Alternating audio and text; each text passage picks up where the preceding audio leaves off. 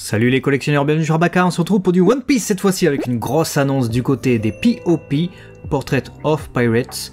On se retrouve avec Uta du film One Piece Red. Ouais, Uta, franchement, on a un très beau diorama en perspective puisque on n'a pas l'air de se contenter de nous faire une Uta toute simple. Non, on est dans les maximum. Voilà, certainement pour le... C'est comme les sa maximum, mais pour le film Red, peut-être, je sais pas. Donc, Uta, Watashi wa Saikyo, je suis la plus forte. Ils sont traduits par I'm Invincible. C'est pas tout à fait ça, mais soit. 2024 pour l'annonce. Écoute, je sais pas combien elle va faire en taille. Il y a des rumeurs qui disent une trentaine de centimètres, ce qui serait pas déconnant.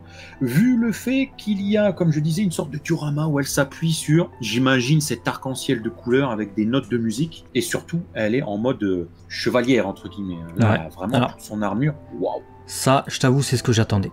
Voilà, je savais qu'il y avait une POP d'Uta qui était annoncée. Ce que j'attendais le plus, c'est qu'elle soit dans cet uniforme, dans cette version vraiment où elle déclenche son pouvoir. Pourquoi? Bah parce qu'il n'y en a pas, voilà, tout simplement. Ça existe en très petite figurine, mais ça n'existe pas en figurine de taille moyenne. Il y a eu des DXF, il y a eu Grand Line Lady, il y a eu des... comment ils appellent ça? Les Glitter and Glamours, etc. Mais il n'y a rien d'Uta comme ça. Là, je suis extrêmement content de l'avoir sous cette forme. D'autant plus qu'il y avait de très belles illustrations d'Uta représentée avec son armure dorée, hein, une magnifique armure dorée. Là, elle est en mouvement, donc c'est cool. J'attendais pas le socle, je vous avoue que l'espèce de socle comme ça, qui prend beaucoup de place, énormément de place, peut-être trop de place, je l'attendais pas.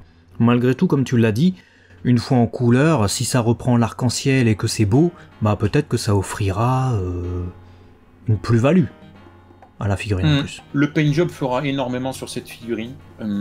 Est-ce que... Alors, j'ai pas l'impression qu'on va partir sur du clear pour l'aspect arc-en-ciel au niveau des notes, ce qui est peut-être dommage, mais cette base, comme tu soulignes, hein, ce gros rond, je sais pas comment ils vont la transformer, mais je suis pas fan.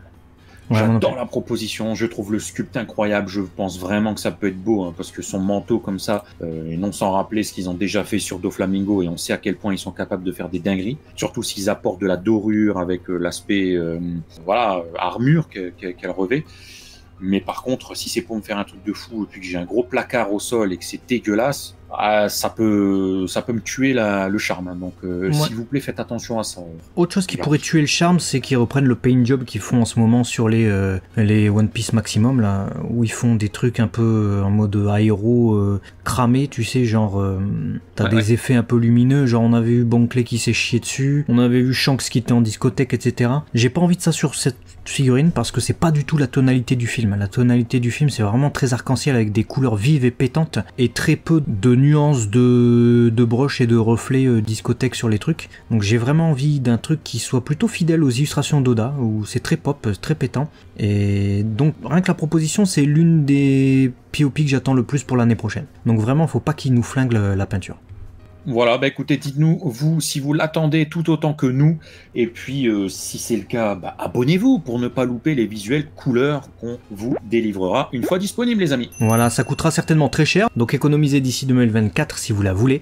Et à très vite sur Abaka, la chaîne des collectionneurs. Des bisous, à très vite, ciao.